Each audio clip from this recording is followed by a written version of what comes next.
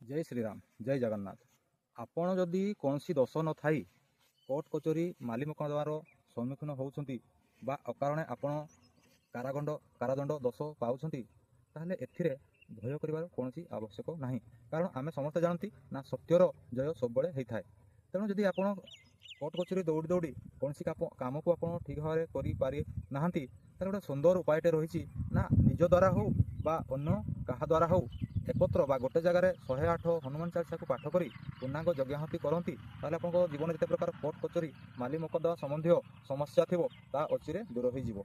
एत व्यतीत कौन करेंगे ना महादेवंकर गोटे मंत्र जहाँ महामृत्युंजय मंत्र बोली कहुए महामृत्युंजय मंत्र को दैनंदिन सकाळे और संध्या जप करंतु देखिए आपण जीवन में जहाँ सब कोर्ट कचेरी माली मकद्दमा संबंधी समस्या थी ता अचिरे दूर हो आप सुख शांति जीवन यापन करें।